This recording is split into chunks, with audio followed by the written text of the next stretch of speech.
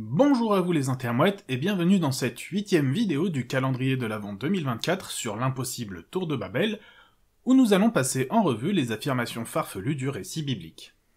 Comme d'habitude, je vous invite à liker et partager la vidéo afin de faire plaisir à l'algorithme, ainsi que de vous abonner et d'activer la cloche si ça n'est pas déjà fait, afin de ne pas manquer les prochaines vidéos. Et si vous souhaitez participer à aider encore plus la chaîne, vous avez la possibilité de faire un don d'1 euro ou 2 sur ma page Tipeee ou sur mon Patreon.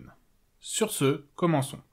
Si les chapitres 10 et 11 de la Genèse s'attardent lourdement à 2 reprises sur la même généalogie mais de façon très différente, comme nous l'avons vu ensemble, et que la petite dizaine de versets du début du chapitre 11 nous racontent de manière très succincte la construction de la ville, de la tour, et le bordel que Dieu est venu mettre par pure jalousie à Babel, il y a néanmoins quelque chose d'intéressant que l'on peut observer si l'on met tout en commun, et qu'on prête attention aux détails. La première chose est que, au verset 25 du chapitre 10, on nous précise que Péleg s'appelait ainsi car, en son temps, la terre fut partagée. L'interprétation principale est que c'est lors de son existence que l'histoire de Babel et de la tour a eu lieu. Déjà, je ne m'attarderai pas sur la débilité d'affirmer nommer un enfant en référence à quelque chose qui va arriver au cours de sa vie, à moins d'avoir le pouvoir de divination, ou que les personnages soient renommés au moment de leur mort.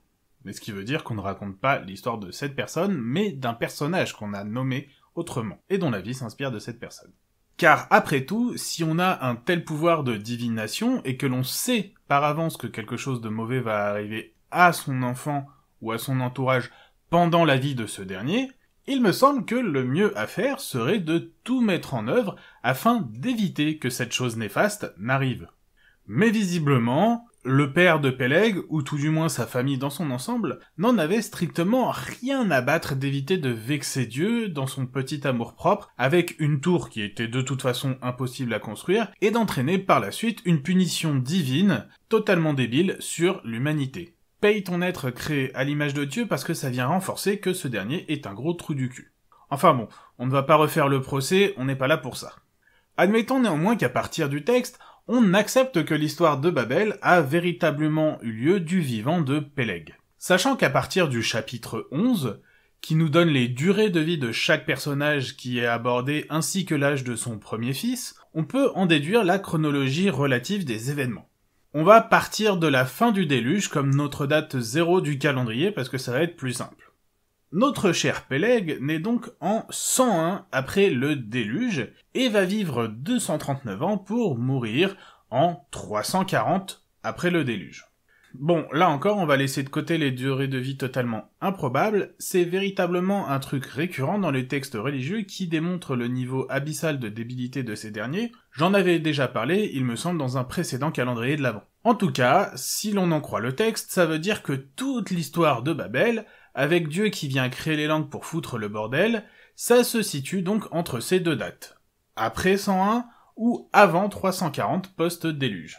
Seulement, en faisant un peu attention aux dates de naissance et de mort de chaque personnage dont on nous parle ici, on remarque quelque chose qui n'est pas souligné, mais qui est extrêmement intéressant.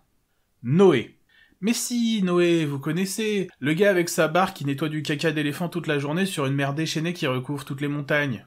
Noé, le déluge, au passage, autopromo, j'en avais déjà parlé il y a 2 ans dans le calendrier de l'Avent spécialement dédié à cette histoire. Eh bah, croyez-moi ou pas, mais il se trouve que ce bon Noé, ce cher Noé, cet être tellement pur et parfait que Dieu est venu discuter en personne avec lui pour lui dire de faire un bateau parce qu'il allait tuer tout le monde avec un déluge justement, eh bah, ce Noé-là, précisément, était vivant au moment de la création de Babel et de sa tour. Très exactement, si l'on en croit le texte, Noé est mort en 350 post-déluge, soit 10 ans après son arrière-arrière-arrière-petit-fils Péleg. Or, si Noé était bel et bien en vie à ce moment-là, et que ce petit chouchou de Dieu avait la faveur de ce dernier qui venait lui dire ce qui allait ou ce qui n'allait pas dans l'humanité et ce qu'il comptait faire en conséquence, eh bien, pourquoi, oh grand pourquoi, est-ce que cette fois-ci il ne l'a pas fait ? Après tout, si Yahvé est véritablement bon, c'est ce qu'il aurait dû faire. Sans oublier, notamment, que d'après ses propres lois, le père a autorité totale sur ses enfants. Bah oui, Donc en vrai, ce qui aurait dû se passer, c'est qu'il y avait descendre sur Terre pour voir la construction de la tour. Et là, il est totalement horrifié, le pauvre chouchou.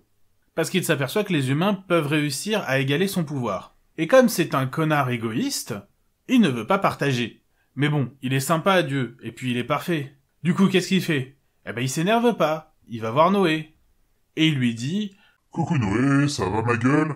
Tu te souviens de moi, c'est ton dieu, Yahvé, c'est celui à qui tu dois la vie parce que je t'ai sauvé du déluge que j'ai provoqué pour tuer tout le monde. Bon, bah écoute-moi mon petit, faut que je te parle. J'ai été voir la tour en construction là, et je suis pas du tout content. Ça va pas du tout. C'est en dehors de mes lois. Je sais pas si vous avez été faire un passage en mairie, mais j'avais rédigé un plan local d'urbanisation, et j'ai défini une hauteur maximale pour les constructions humaines. Donc ça serait bien que tu te bouges le cul là et que t'ailles voir tes descendants, afin de leur dire d'arrêter immédiatement leur construction et de cesser pour toujours de chercher à atteindre le ciel.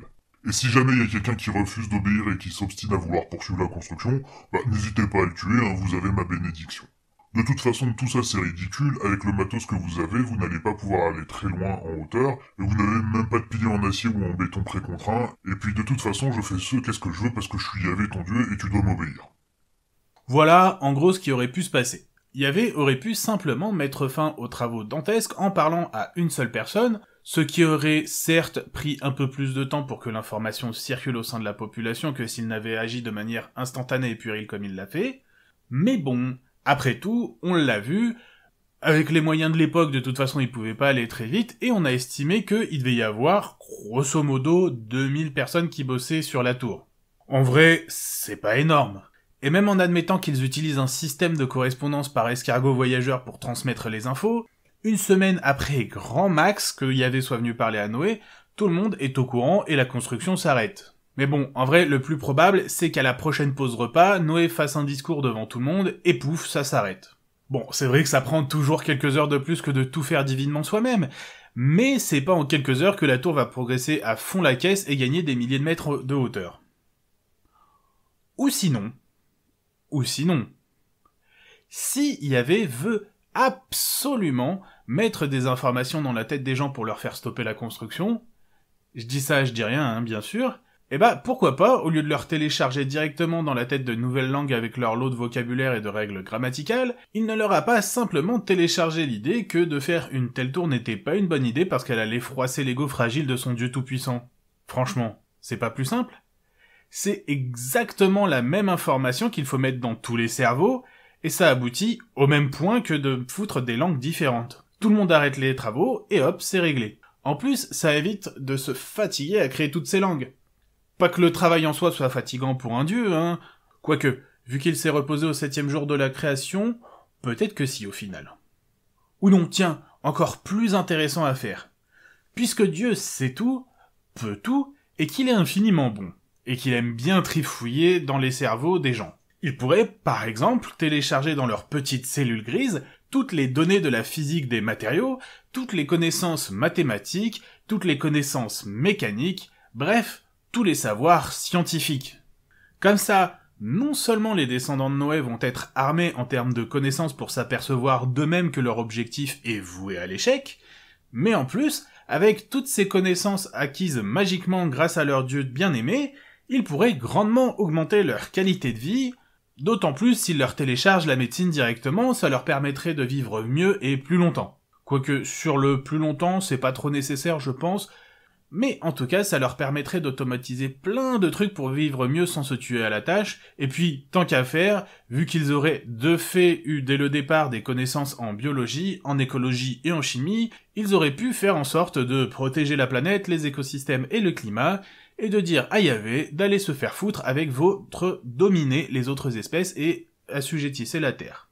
Et même, ils auraient pu créer très tôt des sociétés beaucoup plus justes et égalitaires en virant les lois sexistes divines. La place de la femme, c'est la cuisine! Ah merde, c'est peut-être pour ça qu'Yahvé ne l'a pas fait en fait. Parce qu'il voulait absolument garder ces lois de merde, parce que le dieu abrahamique est avant tout un dieu misogyne, homophobe, tyrannique, et globalement le pire trou du cul que l'on puisse trouver dans l'accumulation de tous les travers humains à des proportions inégalées. Mais en vrai, Dieu c'est juste un personnage de cartoon. C'est exactement comme dans les dessins animés, où un personnage va mettre au point un plan bien trop compliqué afin de réaliser un objectif tellement simple, et au final le plan va finir par se retourner contre lui. Par exemple dans les Bip Bip et Coyote, quand Coyote va concevoir un plan extrêmement compliqué, avec sur une planche de bois une peinture extrêmement réaliste de la route, afin que Bip Bip se fracasse sur la planche à l'impact et qu'il puisse lui sauter dessus pour le manger. Eh ben Dieu, c'est exactement ça, en aussi débile. Alors qu'on est seulement à peine plus d'un siècle après le déluge, et que tout le monde doit quand même être au courant de son existence et le craindre, d'autant plus si Noé et ses fils ne cessent de raconter ce qui leur est arrivé, et donc si jamais Yahvé ne veut pas que la tour ne s'exécute, il a juste à le dire. Eh ben non, lui, il va faire un plan super compliqué, et créer plein de langues au passage pour faire en sorte que les gens ne puissent plus se comprendre pour finir les travaux. Paye ta crédibilité et ton omniscience. Voilà, c'est donc la fin de ce 8e épisode du calendrier de l'Avent 2024 sur l'impossible tour de Babel. Avant de partir, prenez le temps de laisser un petit commentaire sous cette vidéo afin d'améliorer son référencement. Pas besoin d'écrire un roman, je vous rassure, un simple mot ou un smiley suffira amplement. Mais vous pouvez également prendre les devants en partageant cette dernière avec un maximum de personnes afin de la faire découvrir au plus grand monde. Et surtout, n'hésitez pas à la liker afin de me faire savoir ce que vous pensez de cette dernière. Vous avez également la possibilité de me suivre sur les réseaux sociaux où vous serez informé des épisodes à venir, et vous pouvez également me proposer des sujets que vous aimeriez voir traités ici. Bien sûr, si ce n'est pas déjà fait, je vous invite à vous abonner et à cliquer sur la cloche afin d'être informé des nouvelles vidéos et de ne rien rater de l'actualité de la chaîne. Je vous dis en tout cas à bientôt pour un nouvel épisode de Techniquement ce qu'il faut savoir.